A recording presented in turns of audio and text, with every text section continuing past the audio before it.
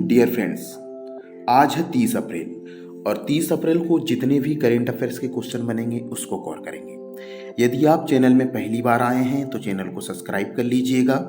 Subscribe करने के बाद बेल के आइकन को जरूर दबाइएगा, जिससे कि हमारी वीडियो को नोटिफिकेशन समय समय पर आपको मिलते रहे। आज का पहला क्वेश्चन है, हाल ही में एशिया की पहली UNESCO chair gender inclusion and skill development किस विश्वविद्यालय में शुरू की गई है?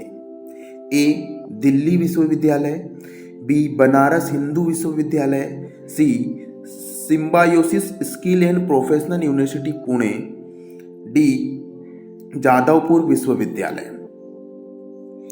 इसका सही आंसर है C Symbiosis skill and professional university Pune में। एशिया की यह पहली यूनेस्को चेयर होगी जो कि 24 अप्रैल 2026 से पुणे में शुरू की गई है। यह chair gender equalisation and skill development विषय पर आधारित है और इसे यूनेस्को के सहयोग से स्थापित किया गया है। अब इसका मुख्य उद्देश्य क्या है? तो इसका मुख्य उद्देश्य है महिलाओं को एआई, रोबोटिक, सेमीकंडक्टर जैसे क्षेत्रों में रोजगार के लिए तैयार करना। अब इसकी पहल तो कर दी गई है, शुरुआत भी कर दी गई है। इसकी थीम रखी गई है women leading the future of work और इसका उद्घाटन किया है हमारे केंद्रीय कौशल विकास एवं उद्यमिता राज्य मंत्री जयंत चौधरी जी ने। और इस प्रकार के रोबोटिक एआई क्षेत्र में महिलाओं की भागीदारी को बढ़ावा देने के लिए यह चेयर की शुरुआत की गई है और यह चेयर की शुरुआत symbiosis skill and professional university Pune में की गई। अगला महत्वपूर्ण क्वेश्चन, तमिलनाडु के थूथुकुडी जिले के पनायूर में हाल ही में खोजे गए 8000 से 12000 वर्ष पुराने प्राचीन जीवाश्म भंडार का संबंध किस काल से है? ए जुरासिक काल, बी होलोसिन काल, सी क्रिटेशियस काल, डी प्लीस्टोसिस काल। इसका सही आंसर है होलोसिन काल। हाल ही में तमिलनाडु के थूथुकुडी जिले में एक स्थान है पनायूर। पनायूर में एक जीवाश्म भंडार खोजा गया है जो कि बहुत बड़ा है। यह वर्तमान तट से लगभग 5 से 7 किलोमीटर अंदर ही मिलेगा। इसे खोजा है भारतीय प्राणी सर्वेक्षण जूलॉजिकल सर्वे ऑफ इंडिया ने। जीवाश्म मुख्यतः द्विकपाटी और गैप्टोपॉड जीवों के हैं जो लुप्त हो चुके हैं। 2023 की भारी वर्षा के बाद मिट्टी के कटाव से यह जीवाश्म स्थल उभर करके सामने आया है। ये जीवाश्म लगभग 8000 से 12000 वर्ष पुराने माने जा रहे हैं, जो कि समुद्री तट का हिस्सा था। यह अध्ययन दक्षिण भारत के प्राचीन पर्यावरण जलवायु परिवर्तन को समझने में सहायक हो सकता है और जूलॉजिकल सर्वे ऑफ इंडिया ने 5 से 10 जनवरी 2026 से बीच इस स्थल का सर्वेक्षण किया है। कहाँ पर खोजा गया? याद रखिएगा, तमिलनाडु के थूथुकुडी जिले में पनायूर नामक स्थान में, जो कि होलोसिन काल के हैं। अब बात आई है खोजे गए कुछ महत्वपूर्ण स्थल की, क्योंकि अभी हाल ही में क्वेश्चन बन सकता है, एक एग्जाम में पूछा भी गया था कि एक है भारतीय पुरातत्व सर्वेक्षण ने बिहार के बाली राजगढ़ में खुदाई के दौरान 176 एकड़ में फैले प्राचीन मिथिला सभ्यता के किले बंदे के साक्ष्य और मौर्य कुषाण काल की वस्तुएं प्राप्त की है। वहीं पर तमिलनाडु के त्रिपुर में एक स्थान है उथुकुलुतालु। यहाँ पर लोह युग और प्रारंभिक ऐतिहासिक काल के मिट्टी के बर्तन और लोहे के औजार प्राप्त हुई है। यह खोज फरवरी मार्च में की गई थी। वहीं पर लद्दाख में सिंधु नदी के तट पर 19 अप्रैल को सदियों पुरानी पेट्रोगिप्स अर्थात चट्टानों पर नक्काशी प्राप्त की है। यह भारत का पहला पेट्रोगिल्फ संरक्षण पार्क स्थापित भी किया गया है। कहाँ पर? लद्दाख में सिंधु नदी के तट पर एक पुरानी पेंटिंग प्राप्त की है चट्टानों पर। वहीं पर उत्तर प्रदेश के बांदा में कालिंजर किले के आसपास पहाड़ी क्षेत्र पर भू विरासत स्थल घोषित कर दिया गया है, क्योंकि यहाँ पर 2.5 अरब साल पुराने ग्रेनाइट के अवशेष प्राप्त हुए थे। तो इतने महत्वपूर्ण क्वेश्चन आपको याद रखना है, फटाफट नोट डाउन कर लें। अगला महत्वपूर्ण क्वेश्चन है, हाल ही में विशाखापट्टनम में Google cloud India AI hub की आधारशिला किस क्षमता के hyper scale AI data centre के रूप में रखी गई है? ए 250 मेगावाट, बी 500 मेगावाट, सी 1 गीगाबाइट और डी है 2 गीगाबाइट। इसका सही आंसर है 1 गीगाबाइट।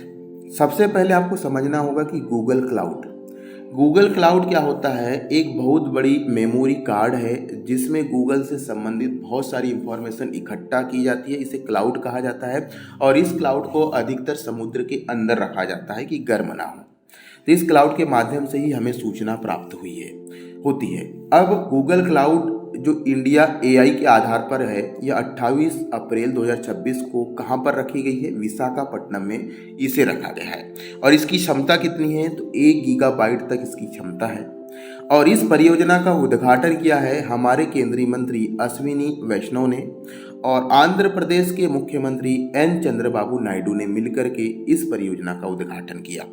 इस परियोजना में लगभग 1.35 लाख करोड़ रुपए का निवेश है और यह 1 गीगावाट क्षमता वाले भारत का बड़ा hyper scale AI data centre होगा, जिसमें बहुत सारी सूचनाएं एक बड़े से बॉक्स में एकत्र करके रखी जाएगी। इस परियोजना में गूगल क्लाउड और अडानी कॉन्वेक्स और एयरटेल नेस्ट्रा की साझेदारी विकसित की गई है। और इस हब का लक्ष्य है विशाखापट्टनम को एआई सिटी के रूप में विकसित करना। अगला महत्वपूर्ण क्वेश्चन, हाल ही में नीति आयोग द्वारा जारी DPI @ 2047 2047 the roadmap to prosperity का मुख्य लक्ष्य क्या है? ए 2030 तक भारत को $10 ट्रिलियन की अर्थव्यवस्था बनाना, 2047 तक भारत को $30 ट्रिलियन की व्यवस्था बनाना, 2035 तक भारत को $20 ट्रिलियन की अर्थव्यवस्था बनाना, डी 2050 तक भारत को $50 ट्रिलियन की अर्थव्यवस्था बनाना। तो इसका सही आंसर है 2047 तक भारत को $30 ट्रिलियन की अर्थव्यवस्था बनाना नीति आयोग का लक्ष्य है। और यह रिपोर्ट उन्होंने 27 अप्रैल 2026 को जारी की। और यह रिपोर्ट विकसित भारत @ 2047 के विजन के अनुरूप कार्य करेगा, जिसमें फोकस रहेगा समक्ष नागरिक आजीविका आधारित विकास पर रहेगा। और इसका जो विकसित भारत 3.0 होगा, ये 2035 से 47 तक चलेगा, जिसका लक्ष्य होगा जमीनी नवाचार और स्थायी आर्थिक समृद्धि रहेगा। इसमें प्रमुख 8 क्षेत्रों को शामिल किया गया है, जिसमें MSME, कृषि, शिक्षा और स्वास्थ्य शामिल है। तो इसका विजन किसका है? ये नीति आयोग का है, विकसित भारत @ 2047। इसके 2 सीजन होंगे, एक होगा DPI 2.0, एक होगा DPI 3.0। DPI 2.0 2025 से 35 तक रहेगा और 3.0 रहेगा 2035 से 2047। अब बात आई है नीति आयोग की, तो याद रखिएगा नीति आयोग की स्थापना 1 जनवरी 2015 में की गई थी और नई दिल्ली में की गई है। यह भारत सरकार का सोचने वाला थिंक टैंक के रूप में कार्य करता है।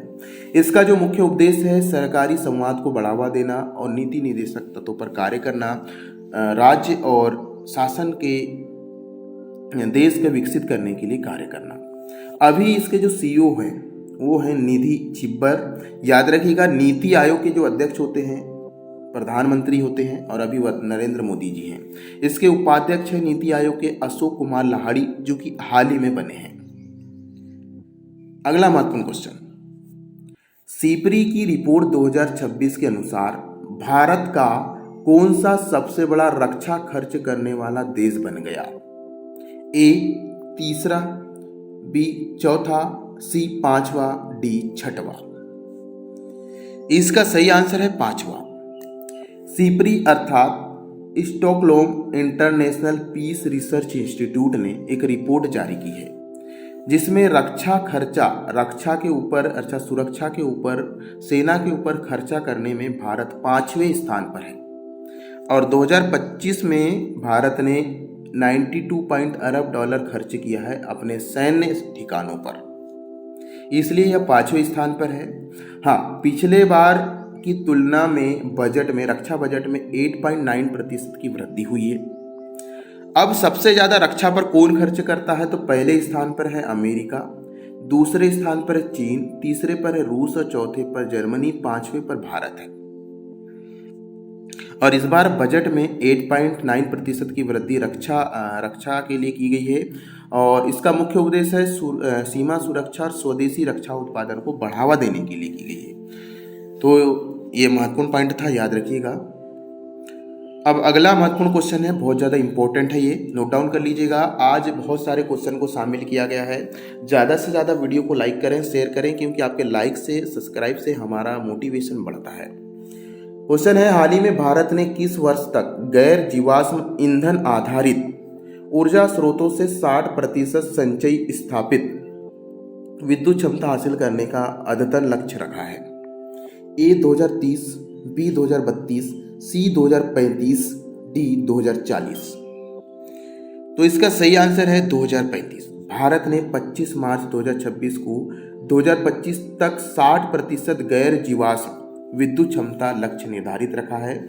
इसका लक्ष्य यह है कि 2030 तक 50% गैर जीवाश्म क्षमता लक्ष्य आधारित है, यानी जो जीवाश्म से हम पेट्रोल वगैरह प्राप्त करते हैं, कोयला वगैरह, उसकी क्षमता की निर्भरता 50% कम करना है। 50% जीवाश्म कम करना है, उसके स्थान पर नवीनीकरण ऊर्जा स्रोत का उपयोग किया जाएगा ऊर्जा के लिए। ये 2030 तक इसका लक्ष्य है। 2026 तक भारत ने लगभग 52.75% गैर जीवाश्म स्थापित करने की क्षमता हासिल कर चुका है। अब इसे 60 यानी 2030 तक 50% और कम करने का लक्ष्य है। हाँ, भारत का लक्ष्य है कि 2070 तक नेट जीरो उत्सर्जन। नेट जीरो उत्सर्जन का मतलब है कि कार्बन से संबंधित कोई भी ऊर्जा का प्रयोग नहीं किया जाएगा, मतलब पेट्रोल, कोयला, केरोसिन का उपयोग नहीं किया जाएगा। ऊर्जा उत्पादन के लिए सौर ऊर्जा, पवन ऊर्जा, जल ऊर्जा आदि का प्रयोग किया जाएगा 2030 तक। ठीक है, 2035 तक उत्सर्जन क्षमता को 2005 के स्तर की तुलना में 47% कम कर दिया गया है। एक अच्छा है। अगला महत्वपूर्ण क्वेश्चन, हाँ, अब भारत के कुछ लक्ष्य डिसाइड हुए हैं, उनको देख लेते हैं, जो कि एग्जाम की दृष्टि से बहुत ज़्यादा महत्वपूर्ण है। भारत सरकार ने जनवरी 2026 से 2035 तक गैर जीवाश्म ईंधन आधारित स्रोत को 60% संचयी स्थापित विद्युत क्षमता प्राप्त करने का लक्ष्य रखा है। वहीं पर भारत सरकार ने 2047 तक $30 ट्रिलियन की अर्थव्यवस्था बनने का भी लक्ष्य रखा है। और वहीं पर भारत सरकार ने 2047 तक विकसित भारत बनने का भी लक्ष्य रखा है। हमने नेट जीरो कार्बन उत्सर्जन का लक्ष्य रखा है 2070 तक। नेट जीरो कार्बन उत्सर्जन का लक्ष्य रखा है 2070 तक। वहीं पर 500 गीगावाट गैर जीवाश्म आधारित ऊर्जा क्षमता प्राप्त करने का लक्ष्य रखा है हमने 2030 तक। वहीं पर कुल ऊर्जा आवश्यकता का 50% नवीनीकरण ऊर्जा स्रोत से पूरा किया जाएगा, ऐसा लक्ष्य रखा है 2030 तक। भारत ने कार्बन उत्सर्जन तीव्रता में 47% की कमी लाने का लक्ष्य रखा है 2030 तक। वहीं पर भारत ने ग्रीन हाइड्रोजन उत्पादन में अग्रणी राज्य बनने का लक्ष्य रखा है 2030 तक। वहीं पर भारत ने ऊर्जा क्षेत्र में आत्मनिर्भरता को मजबूत करने का लक्ष्य रखा है 2040 तक। भारत ने टीबी मुक्त भारत बनने का लक्ष्य रखा है 2027 तक। तो ये महत्वपूर्ण पॉइंट याद रखिएगा, जो कि एग्जाम की दृष्टि से इंपॉर्टेंट है। चलिए, अगला महत्वपूर्ण क्वेश्चन है, बहुत ज़्यादा इंपॉर्टेंट है। हाल ही में संयुक्त अरब अमीरात ने 1 मई 2026 से किस संगठन की सदस्यता छोड़ने की घोषणा की? ए IEA, बी ओपेक, सी ब्रिक्स, डी G20। इसका सही आंसर है ओपेक। UAE संयुक्त अरब अमीरात ने 1 मई 2026 से ओपेक और ओपेक प्लस से बाहर निकलने की घोषणा की है। आपको बता दें कि जो यूएई अर्थात संयुक्त अरब अमीरात है, उन्होंने 1967 में ओपेक का सदस्य बना था, यानी लगभग 60 वर्ष पुरानी साझेदारी समाप्त करने की घोषणा की है संयुक्त अरब अमीरात ने। ओपेक छोड़ने का मुख्य कारण तेल उत्पादन क्षमता बढ़ाने के लिए अधिक स्वतंत्रता प्राप्त करना है। अभी क्या बंदिश रहती है कि कितना तेल उत्पादन कर सकता है, तो अब संयुक्त अरब अमीरात चाहता है कि किसी प्रकार का बंधन ना हो और अनलिमिटेड तेल का उत्पादन करे। यूएई अपनी क्षमता को लगभग 75 लाख बैरल तक प्रतिदिन तक बढ़ाना चाहता है और इसमें संगठन इसका विरोध कर रहा था, इसलिए ओपेक के नियम के अनुसार उत्पादन वृद्धि में बाधा पहुंच रही थी, इसलिए संयुक्त अरब अमीरात ने इससे पीछे हटने का फैसला लिया है। याद रखिएगा, भारत यूएई अर्थात संयुक्त अरब अमीरात का तीसरा सबसे बड़ा व्यापारिक भागीदार है, इसलिए इसका प्रभाव सीधे भारत पर भी पड़ेगा। संयुक्त अरब अमीरात स्वतंत्र उत्पादन से भारत को तेल गैस आपूर्ति में अधिक लचीलापन मिल सकता है। हाँ, इससे ईंधन की कीमतों में स्थिर रखने में मदद मिल सकती है। यह निर्णय सऊदी अरब के साथ मतभेद और वैश्विक ऊर्जा बाजार की अस्थिरता के बीच लिया गया है। अब जो एक संयुक्त अरब अमीरात ओपेक से बाहर होगा तो इसकी सदस्य संख्या घटकर 11 हो जाएगी। अभी तक 12 थी, लेकिन संयुक्त अरब अमीरात ओपेक से अलग होगा तो 11 बच जाएगी। चलिए बात आई है ओपेक की। तो ओपेक का फुल फॉर्म होता है Organization of the Petroleum Exporting Countries. स्थापना इसकी हुई थी इराक बगदाद में। कब हुई थी? 14 सितंबर 1960 में ओपेक की स्थापना हुई थी। ओपेक का मुख्यालय कहाँ है? इस प्रश्न का आंसर है वियना, ऑस्ट्रिया। 1965 से इसका मुख्यालय बना है। वर्तमान में ओपेक के महासचिव कौन है? तो है हैतम अल-गैस, जो कि कुवैत के हैं। इसमें 12 सदस्य देश है। ओपेक में कौन कौन से? अल्जीरिया, कांगो, इक्वेटोरियल गिनी, बैंगन, Iran, Iraq, Kuwait, Libya, Nigeria, Saudi Arab, संयुक्त अरब अमीरात अर्थात यूएई और वेनेजुएला। इसका मुख्य उद्देश्य क्या है? तो सदस्य देशों की पेट्रोलियम नीति में समन्वय स्थापित करना और अंतर्राष्ट्रीय तेल बाजारों में स्थिरता बनाए रखना इसका मुख्य उद्देश्य था। और साथ में बात कर लेते हैं संयुक्त अरब अमीरात की, जिसे शॉर्टकट में यूएई कहा जाता है और यूएई की राजधानी है अबू धाबी। यूएई की मुद्रा है यूएई दिरहम। यहाँ के जो राष्ट्रपति हैं वो हैं शेख मोहम्मद बिन राशिद अल मक्तूम। पड़ोसी देश की बात करें तो सऊदी अरब पश्चिम दक्षिण में है और ओमान पूर्व के साथ अपनी सीमा बनाता है संयुक्त अरब अमीरात। चलिए अगला महत्वपूर्ण क्वेश्चन बहुत ज़्यादा इंपॉर्टेंट है। आज बहुत सारे क्वेश्चन लेकर के आए हैं, एग्जाम की दृष्टि से इंपॉर्टेंट है।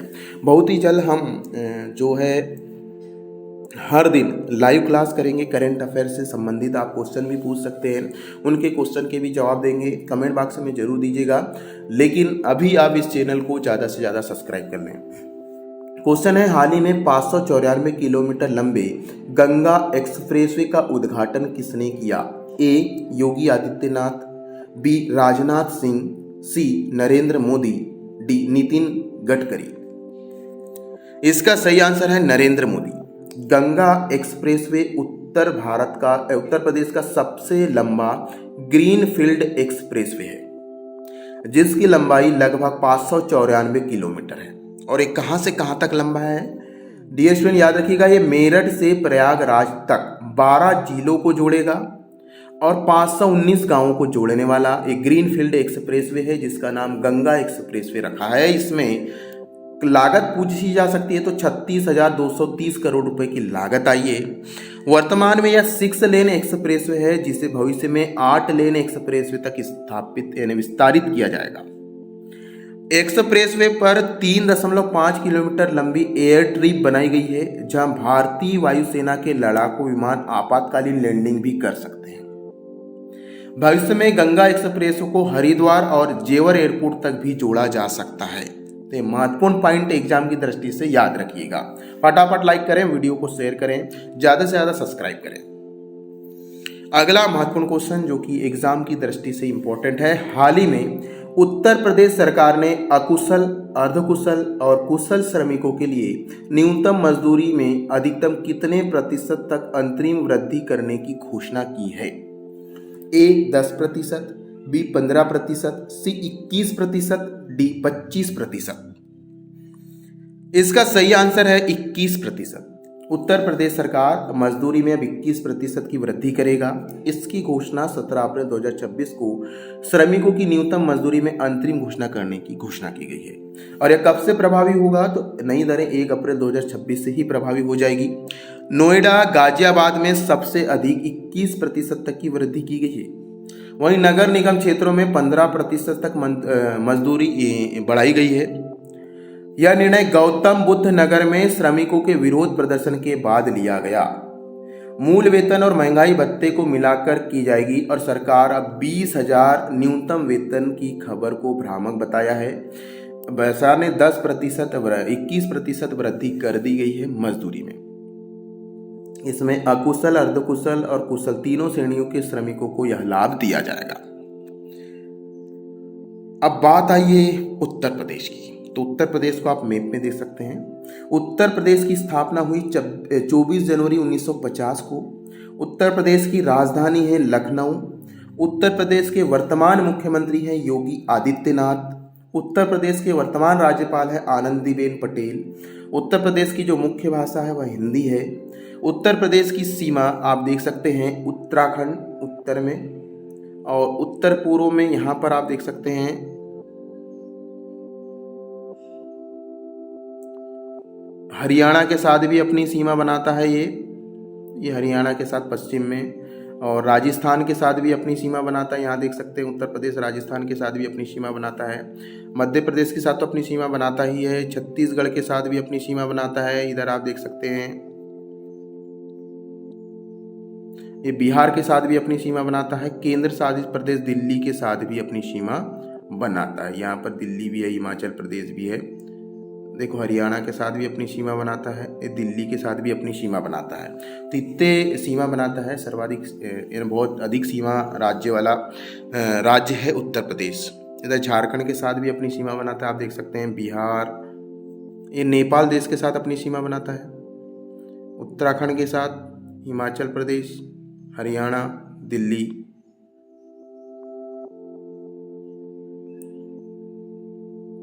राजस्थान, मध्य प्रदेश के साथ अपनी सीमा बनाता है। चलिए अगला महत्वपूर्ण क्वेश्चन बहुत ज़्यादा इंपॉर्टेंट है। हाल ही में Times Higher Education Asia university ranking 2026 में प्रथम स्थान किस विश्वविद्यालय ने प्राप्त किया?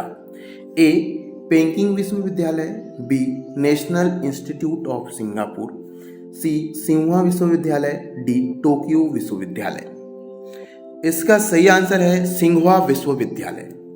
Times Higher Education Asia university ranking 2026 में सिंहुआ विश्वविद्यालय ने पहला स्थान प्राप्त किया है। याद रखिएगा सिंहुआ विश्वविद्यालय लगातार 8वीं बार शीर्ष स्थान पर है। वहीं पर दूसरे स्थान पर है पेकिंग विश्वविद्यालय और तीसरे स्थान पर है नेशनल यूनिवर्सिटी ऑफ सिंगापुर। इस रैंकिंग में 36 देश शामिल हुए थे, 36 देश, जिसमें 929 विश्वविद्यालय को शामिल किया गया था। याद रखिएगा चीन के 10 में से 5 स्थान हासिल करने वाला प्रमुख देश बना है चीन। चलिए अगला महत्वपूर्ण क्वेश्चन है। हाल ही में काहिरा मिस्र में आयोजित निशानेबाजी प्रतियोगिता में भारत ने कुल कितने पदक जीतकर पदक तालिका में प्रथम स्थान प्राप्त किया है? ए 12 पदक, बी 14 पदक, सी 16 पदक, डी 18 पदक। इसका सही आंसर है कुल 16 पदक। यह प्रतियोगिता जो है काहिरा मिस्र में 19 से 27 अप्रैल को हुई थी। भारत ने 5 स्वर्ण, 6 रजत और 5 कांस्य, 5, 6, 5, याद रखिएगा 5, 6, 5 कुल 16 पदक जीते हैं। भारत पदक तालिका में प्रथम स्थान पर है। इसमें हेमंत बर्मन ने 50 मीटर राइफल प्रतियोगिता 3 पोजीशन में रजत पदक भी जीता है। वहीं भारत ने मिश्रित ट्रैप टीम इवेंट में कांस्य पदक भी जीता है। वंशिका चौधरी ने महिला 10 मीटर एयर पिस्टल में व्यक्तिगत प्रतियोगिता में गोल्ड मेडल जीता है। वहीं प्राची गायकवाड़ ने महिला 50 मीटर राइफल 3 पोजीशन में व्यक्तिगत में स्वर्ण पदक जीता है। वहीं चिराग और वंशिका चौधरी ने मिक्स 10 मीटर एयर पिस्टल में स्वर्ण पदक जीता है। वहीं शिवा नरवाल ने पुरुष 10 मीटर एयर पिस्टल में स्वर्ण पदक जीता है। वहीं पर संभावी क्षीरसागर और दीपांशु देवांगन ने मिक्स 10 मीटर एयर राइफल्स में स्वर्ण पदक जीते हैं। अगला महत्वपूर्ण क्वेश्चन बहुत ही ज्यादा इंपॉर्टेंट है, इसको डबल IMP लगा दीजिएगा, ये तो आएगा ही। हाल ही में business reformer of the year 2025 का पुरस्कार किसे दिया गया? ए Yogi Adityanath, B MK Stalin, सी N चंद्रबाबू नायडू, डी मोहन यादव। इसका सही आंसर है N चंद्रबाबू नायडू, जिन्हें business reformer of the year 2025 चुना गया है। यह सम्मान इन्हें मुंबई में आयोजित कार्यक्रम में दिया गया और यह पुरस्कार द इकोनॉमिक टाइम्स द्वारा प्रदान किया जाएगा। और यह पुरस्कार केंद्रीय वित्त मंत्री निर्मला सीतारमण ने यह पुरस्कार प्रदान किया। यह सम्मान एज ऑफ डूइंग बिजनेस और बेहतर शासन सुधार के लिए दिया गया है। स्पीड ऑफ डूइंग बिजनेस और स्पीड ऑफ डिलीवरी गवर्नेंस इनकी प्रमुख नीतियां रहती है। तो इस प्रकार से business reformer of the year 2026 N Chandrababu Naidu को दिया गया। कमेंट बॉक्स में बताइए कि N चंद्रबाबू नायडू किस राज्य के मुख्यमंत्री हैं। अगला महत्वपूर्ण क्वेश्चन, हाल ही में मेहर बाबा प्रतियोगिता 3 का आयोजन किसने किया? ए भारतीय नौसेना, बी भारतीय थल सेना, सी भारतीय वायुसेना और डी DRDO। इसका सही उत्तर है भारतीय वायुसेना। भारतीय वायुसेना ने मेहर बाबा प्रतियोगिता 3 शुरू की, जिसमें स्वदेशी ड्रोन नवाचार को बढ़ावा देने के लिए की गई है। 2026 मेहर बाबा प्रतियोगिता की थीम थी सहयोगी ड्रोन आधारित निगरानी रडार। इसका जो मुख्य उद्देश्य है विवादित क्षेत्रों में हवाई लक्ष्य को पता लगाने के लिए स्वाम ड्रोन तकनीक विकसित करना, और यह प्रणाली वास्तविक समय में डेटा साझा कर हवाई खतरों की निगरानी करेगी, जिससे भारत के स्टार्टअप, शैक्षणिक संस्था और रक्षा उद्योग में भाग ले सकेंगे। यह आत्मनिर्भर भारत की ओर बढ़ने वाला कदम है। यह प्रतियोगिता एयर कोमोडोर मेहर सिंह, जिसे मेहर बाबा के नाम से जाना जाता है, उन्हीं के सम्मान से मेहर बाबा 3 प्रतियोगिता वायुसेना ने शुरू की, जिसका मुख्य उद्देश्य है ड्रोन नवाचार को विकसित करना। अगला महत्वपूर्ण क्वेश्चन बहुत ज्यादा इंपॉर्टेंट है। हाल ही में परमाणु अप्रसार संधि का 11वां समीक्षा सम्मेलन कहां शुरू हुआ? A Geneva, B Vienna, C New York, D Paris. इसका सही आंसर है न्यूयॉर्क। न्यूयॉर्क में 11वां समीक्षा सम्मेलन 27 अप्रैल 2026 को शुरू हुआ और इसमें परमाणु अप्रसार संधि अर्थात NPT का 11वां समीक्षा सम्मेलन था, जो कि 27 अप्रैल 2026 को न्यूयॉर्क में संयुक्त राष्ट्र मुख्यालय से शुरू हुआ। यह सम्मेलन 22 मई 2026 तक कुल 4 सप्ताह तक चलेगा। इस सम्मेलन की अध्यक्षता कर रहे हैं वियतनाम के राजदूत डोंग विनत संयुक्त राष्ट्र में वियतनाम के स्थायी प्रतिनिधि है। सम्मेलन में परमाणु अप्रसार संधि के तहत 191 सदस्य देशों ने प्रतिनिधि के रूप में भाग ले रहे हैं। इसका जो मुख्य आधार है वो है निशस्त्रीकरण, अप्रसार और शांतिपूर्ण परमाणु उपयोग। अगला महत्वपूर्ण क्वेश्चन, आंध्र प्रदेश के सरकारी स्कूलों के 21 दिव्यांग छात्रों ने हाल ही में किस स्थान तक सफलतापूर्वक ट्रेकिंग पूरी कर ऐतिहासिक कीर्तिमान स्थापित किया? A Kanchenjunga base camp, B Everest base camp, C Annapurna base camp, D Nanda Devi base camp. सही आंसर है एवरेस्ट बेस कैंप। 27 अप्रैल को 21 दिव्यांग छात्र एवरेस्ट बेस कैंप तक ट्रेकिंग करते हुए पहुंचे। एवरेस्ट बेस कैंप नेपाल में 5364 मीटर की ऊंचाई पर स्थित है। इस दल में 13 लड़के और 8 लड़कियां शामिल थी और यह सरकार प्रायोजित विशेष आवश्यकता वाले बच्चों को पहला सफल अभियान था। इसका संचालन अभियान समग्र शिक्षा आंध्र प्रदेश के सहयोग से शुरू हुआ। 16 दिन का यह अभियान था जो 15 अप्रैल 2026 से शुरू हुआ था। छात्रों ने गांधी कोटा एडवेंचर एकेडमी में 45 दिनों का प्रशिक्षण भी लिया था और लद्दाख में -5 डिग्री तापमान पर 15 दिनों तक ऊंचाई प्रशिक्षण भी दिया गया था। अभियान का जो मार्गदर्शन है पर्वतारोही मालवत पूर्णा और शेख हिमांशु ने किया था। इन दिव्यांग छात्रों के साहस और आत्मविश्वास को हम प्रणाम करते हैं। आप भी लाइक कीजिए, ज़्यादा से ज़्यादा शेयर कीजिए। कहाँ के छात्र थे तो याद रखिएगा ये आंध्र प्रदेश के थे। ये बहुत ज़्यादा इंपॉर्टेंट क्वेश्चन है आज का। हाल ही में आईपीएल के इतिहास में 9000 रन पूरे करने वाले पहले खिलाड़ी कौन बने? A Rohit Sharma, B Mahendra Singh Dhoni, C Virat Kohli, D David Warner. इसका सही आंसर है विराट कोहली।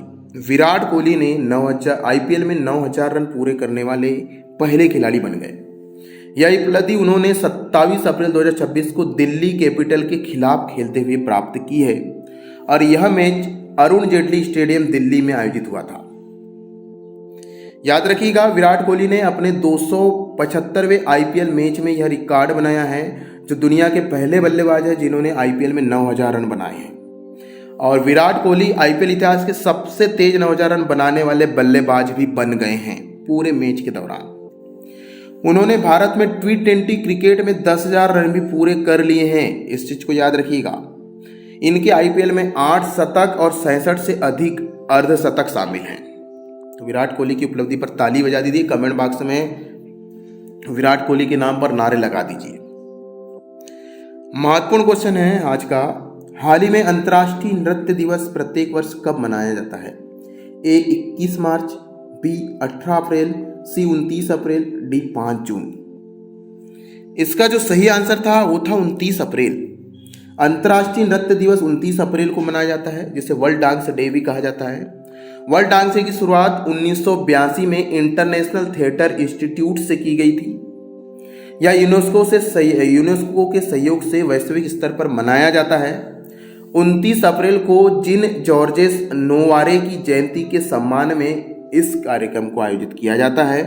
आपको बता दें जिन जॉर्जेस नेवारे को आधुनिक नृत्य थिएटर का जनक भी माना जाता है और नृत्य के प्रति सम्मान व्यक्त करने के लिए 29 अप्रैल को अंतर्राष्ट्रीय नृत्य अर्थात वर्ल्ड डांस डे मनाया जाता है। अब बात आई अंतर्राष्ट्रीय दिवस की, तो एक बार सरसरी निगाह से देख लेते हैं। अंतर्राष्ट्रीय हास्य दिवस 1 अप्रैल को मनाया जाता है। विश्व ऑटिज्म जागरूकता दिवस 2 अप्रैल को मनाया जाता है। अंतर्राष्ट्रीय बारूदी सुरंग जागरूकता दिवस 4 अप्रैल को मनाया जाता है। राष्ट्रीय समुद्री दिवस भारत के द्वारा 5 अप्रैल को मनाया जाता है। अंतर्राष्ट्रीय खेल दिवस हम 6 अप्रैल को मनाते हैं। विश्व स्वास्थ्य दिवस 7 अप्रैल को मनाया जाता है। विश्व होम्योपैथिक दिवस 10 अप्रैल को मनाया जाता है। राष्ट्रीय सुरक्षित मातृत्व दिवस 11 अप्रैल को भारत मनाता है। अंतर्राष्ट्रीय मानव अंतरिक्ष उड़ान दिवस 12 अप्रैल। विश्व चागास रोग दिवस हम 14 अप्रैल को मनाते हैं। वहीं पर विश्व धरोहर दिवस 18 अप्रैल को मनाया जाता है। सिविल सेवा दिवस हम 21 अप्रैल को मनाते हैं भारत के द्वारा।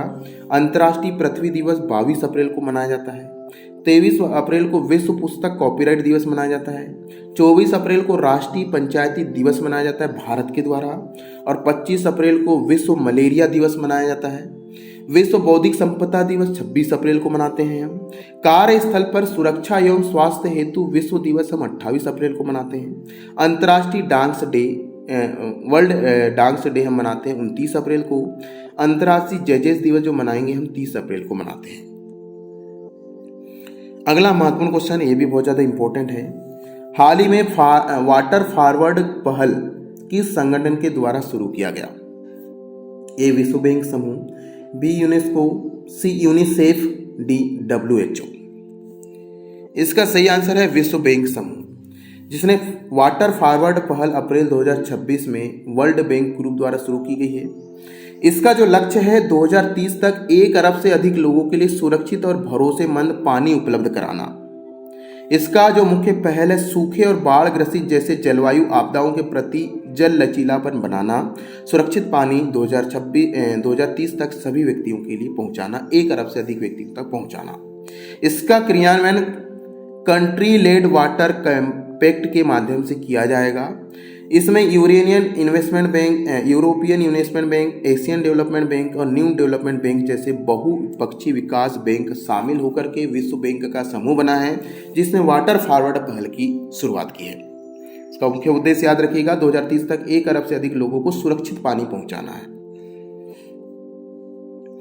अगला महत्वपूर्ण क्वेश्चन बहुत ज्यादा इंपॉर्टेंट है। हाल ही में प्रधानमंत्री नरेंद्र मोदी ने पूर्वोत्तर भारत में कितनी अत्याधुनिक BCCI इंडोर क्रिकेट एकेडमियों का वर्चुअल उद्घाटन किया? A 4, B 5, C 6, D 8। इसका सही आंसर है 6। नरेंद्र मोदी जी ने 28 अप्रैल 2026 को पूर्वोत्तर भारत में 6 इंडोर क्रिकेट अकादमियों का उद्घाटन किया। ये कहाँ है? तो अकादमियाँ सिक्किम में है, अरुणाचल प्रदेश, मणिपुर, मेघालय, मिजोरम और नागालैंड में स्थापित की गई है। इन अकादमियों का जो मुख्य उद्देश्य है वह पूर्वोत्तर क्षेत्र में क्रिकेट इंफ्रास्ट्रक्चर को मजबूत बनाना, क्रिकेट को बढ़ावा देना। अकादमियों में अत्याधुनिक indoor pitch, gym, high performance centre जैसी सुविधा उपलब्ध रहेगी। और इस परियोजना को board of control of cricket in India अर्थात BCCI के द्वारा पूर्वोत्तर भारत में क्रिकेट खेल को प्रोत्साहन खेल विकास योजना का हिस्सा है। अगला महत्वपूर्ण क्वेश्चन, IPL 2026 में T20 इतिहास में सबसे बड़ा सफल रन चेज 265 रन किस टीम ने दिल्ली कैपिटल के खिलाफ पूरा किया? A Mumbai Indians, B Punjab Kings, C Chennai super Kings, D Rajasthan Royals. इसका आंसर है पंजाब किंग्स। पंजाब किंग्स ने 265 रन का लक्ष्य हासिल कर लिया। T20 इतिहास का सबसे बड़ा रन चेज था, मतलब किसी टीम ने 264 रन बनाया, फिर भी ये सबसे बड़ा स्कोर था, फिर भी विपक्षी दल ने उसको बीट करते हुए जीत हासिल कर ली। ऐसा कारनामा करने वाली पहली टीम है पंजाब किंग्स, जिसने हराया दिल्ली कैपिटल्स को। हाँ, दिल्ली कैपिटल्स के KL राहुल की 152 रन की पारी खेली है इसमें, तब जाकर के 264 रन बने हैं 2 विकेट खोकर। लेकिन पंजाब भी कहाँ सुधरने वाला था। पंजाब ने 18.5 ओवर में ही 4 विकेट खोकर ऐतिहासिक जीत दर्ज कर ली। पंजाब के तरफ से प्रभा सिमरन सिंह ने 76 रन बनाए, कप्तान श्रेयस अय्यर ने 71 रन बनाए थे। इस मैच की बात करें तो कुल मिलाकर के इस मैच में 529 रन बने, 33 छक्के लगे और 49 चौके लगे हैं, जो यादगार मैच है। चलिए, बहुत ही इंपॉर्टेंट क्वेश्चन है ये। हाल ही में भारतीय सेना की 16वीं भैरव बटालियन का गठन कहाँ किया गया? A Danapur Bihar, B बेलागामी Karnataka, C Pune Maharashtra, D Jaipur Rajasthan. इसका सही आंसर है बेलामी कर्नाटक। 16वीं भैरव बटालियन का गठन Maratha light infantry regiment centre Belgaum में किया गया है। 16वीं भैरव बटालियन होगी। यह विशेष लाइट कमांडो यूनिट है जो पारंपरिक पैदल सेना और विशेष बलों के बीच की खाई को मिटाती है। इसका जो मुख्य उद्देश्य होगा भैरव बटालियन का पहाड़ों, रेगिस्तानों और आतंकवाद विरोधी अभियानों में तेज कार्रवाई करना। इसमें लगभग 250 से 300 विशेष रूप से प्रशिक्षित सैनिक शामिल होंगे। इसमें भैरव नाम दिया गया है क्योंकि भगवान शिव के उग्र रूप को प्रदर्शित करता है, जो साहस और सुरक्षा का प्रतीक है। कहां पर बटालियन बनेगी? बेलगामी कर्नाटक में। अगला महत्वपूर्ण क्वेश्चन, ऑक्सफोर्ड विश्वविद्यालय और सीरम इंस्टीट्यूट ऑफ इंडिया द्वारा विकसित की जा रही नई मलेरिया वैक्सीन R78C मुख्य रूप से किस परजीवी को लक्षित करके बनाई गई है? A Plasmodium vivax, B Plasmodium malariae, C Plasmodium falciparum, D Plasmodium oval. इसका सही आंसर है प्लाज्मोडियम फाल्सीफेरम। R78C अगली पीढ़ी की मलेरिया वैक्सीन होगी, जिसे यूनिवर्सिटी ऑफ ऑक्सफोर्ड और सीरम इंस्टीट्यूट ऑफ इंडिया मिलकर के विकसित कर रहे हैं। यह वैक्सीन प्लाज्मोडियम फाल्सीफेरम परजीवी को लक्षित करके बनाई गई है, जो मलेरिया का सबसे घातक प्रकार है। Vaccine blood stage antigen RIPR और CYPRA द्वारा आधारित है। डायरेक्ट वैक्सीन दी जाएगी। मलेरिया मादा एनोफ्लिज मच्छर के काटने से फैलता है, याद रखिएगा। सीरम इंस्टीट्यूट ऑफ इंडिया दुनिया का सबसे बड़ा वैक्सीन निर्माता है, जिसका मुख्यालय पुणे में है, भारत में स्थित है भैया। अगला महत्वपूर्ण क्वेश्चन, भारत में 1 मई 2026 से लागू होने वाले नए ऑनलाइन गेमिंग कानून के तहत बनाई गई केंद्रीय नियामक संस्थान का नाम क्या है? ए. डिजिटल गेमिंग परिषद, B. Online gaming authority of India, C. राष्ट्रीय ई स्पोर्ट्स आयोग, डी. भारतीय साइबर गेमिंग बोर्ड। इसका सही आंसर है online gaming authority of India. यह ऑनलाइन गेमिंग कानून 1 मई 2026 से लागू होगा। यह कानून promotion and regulation of online gaming act 2025 के तहत लागू है। इसका उद्देश्य है हानिकारक ऑनलाइन मनी गेम्स पर नियंत्रण और सुरक्षित ई स्पोर्ट्स को बढ़ावा देना। Online gaming authority of India नामक केंद्रीय संस्थान का मुख्यालय दिल्ली में होगा। यह संस्था गेम्स का वर्गीकरण, शिकायत निवारण और नियामक समन्वय का कार्य करेगी। ऑनलाइन गेमिंग को 3 श्रेणी में बांटा गया है। ऑनलाइन मनी गेम, सामाजिक खेल और ई स्पोर्ट्स में बांटा गया है। अधिसूचित गेम और मान्यता प्राप्त ई स्पोर्ट प्लेटफॉर्म के लिए पंजीकरण अनिवार्य होगा। स्वीकृत प्लेटफॉर्म को 10 वर्ष के लिए वैध डिजिटल प्रमाण पत्र दिया जाएगा। आयु सत्यापन, अभिभावक का नियंत्रण और समय सीमा जैसे सुरक्षा नियम इसमें शामिल होंगे। और इस ढांचे को इलेक्ट्रॉनिक एवं सूचना प्रौद्योगिकी मंत्रालय लागू कर रहा है, क्योंकि गेमिंग के माध्यम से बहुत बड़े फ्रॉड हो जाते हैं, पैसे नाश हो जाते हैं, कई बच्चे इसमें बिजी हो जाते हैं। इसको देखते हुए नया नियम बनाया गया है और इसके लिए online gaming authority of India एक इकाई बनाई गई है, जिसकी जो मुख्यालय है दिल्ली में है। अगला महत्वपूर्ण क्वेश्चन है, हाल ही में पहली बार किस शहर की पुलिस ने नम्मा 112 आपातकालीन प्रतिक्रिया प्रणाली को बहुभाषी एआई समाधान शुरू किया है? A. Mumbai, B. Hyderabad, C. Bengaluru police, D. Chennai. Answer है बेंगलुरु पुलिस। बेंगलुरु भारत का पहला शहर बन गया है जिसने आपातकालीन हेल्पलाइन में एआई का प्रयोग करेगा, जो कि बहुभाषा आधारित है। कई प्रकार की भाषा इसमें शामिल है और आपातकालीन प्रतिक्रिया के लिए नम्मा 112 नंबर होगा। यह भारत की आपातकालीन हेल्पलाइन 112 का एक अंतरिक्ष संचालित रूप है। यहाँ याद रखिएगा, इसमें वनिकी नामक एक चैटबॉट भी होगा, जिसमें मल्टी लैंग्वेज वॉइस एआई और नेशन वाइड की इंटरवेंशन इसका फुल फॉर्म है, जो भारत की रियल टाइम में इसका समझकर तुरंत अनुवाद करता है। वानिकी का प्रयोग किया जाएगा। ये multi language voice AI of nation wide की इंटरवेंशन है, एक अनुवादक है, वानिकी का प्रयोग किया जाएगा। इससे क्या होगा, तो पुलिस, एम्बुलेंस और अग्निशमन सेवाओं को तेजी से सहायता प्रदान की जाएगी। एआई आधारित है, कई भाषाओं पर आधारित है, जिसमें 10 से अधिक भारतीय और विदेशी भाषाओं का सपोर्ट मिलेगा। इसमें स्पेनिश, फ्रेंच और अरबी भाषा को भी शामिल किया गया है। अगला महत्वपूर्ण क्वेश्चन, हाल ही में किस देश ने जीवाश्म ईंधनों को 2025 तक पूरी तरह समाप्त करने का लक्ष्य रखा है? A. America, B. France, C. Japan, D. Nigeria. इसका जो सही आंसर है वो है फ्रांस। फ्रांस ने 2030 तक कोयले के उपयोग को पूरी तरह समाप्त करने का लक्ष्य रखा है। वहीं वर्ष 2045 तक ऊर्जा उपयोग को बंद करने की योजना बनाई है, जो तेल से बनेंगे। तेल से ऊर्जा उत्पादन को 2045 तक समाप्त कर देगा फ्रांस। 2050 तक गैस के उपयोग को समाप्त कर कार्बन न्यूट्रलिटी समाप्त करने का लक्ष्य है फ्रांस का। 2050 तक कोई भी गैस आधारित उपयोग नहीं होगा।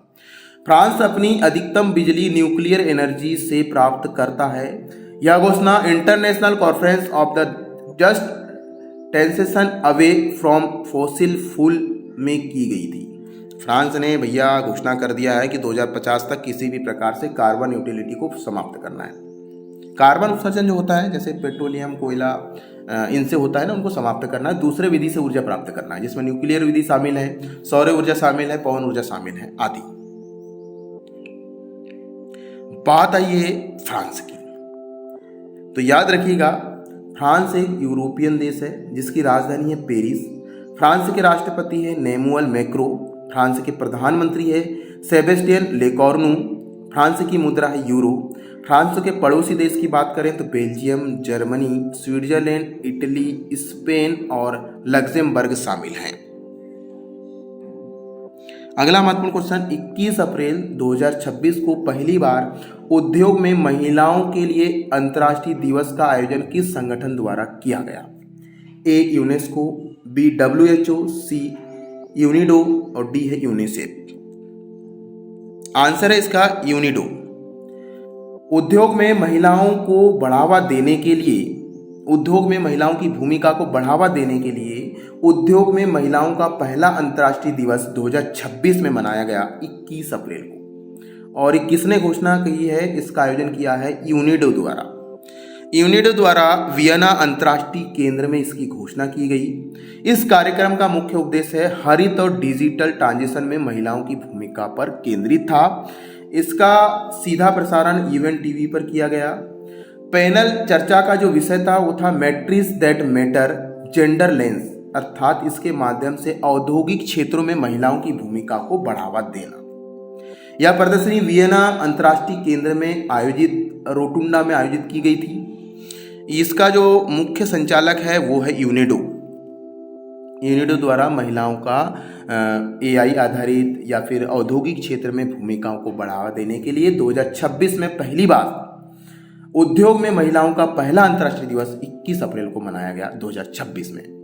बात आई है यूनिडो। यूनिडो की फुल फॉर्म है संयुक्त राष्ट्र औद्योगिक विकास संगठन, अर्थात United Nation Industrial Development Organization. इसकी स्थापना नवंबर 1966 में हुई। यूनिडो का जो मुख्यालय है वियना, ऑस्ट्रिया में। इस चीज को याद रखिए। आज के करंट अफेयर्स यहीं पर समाप्त करते हैं। आशा है वीडियो पसंद आया होगा। लाइव करंट अफेयर्स हम शाम के समय चालू करेंगे, इसके लिए थोड़ा इंतजार करना पड़ेगा। ज़्यादा से ज़्यादा शेयर करें, वीडियो को लाइक करें, इसकी PDF हम आपको दे देंगे। जय हिंद।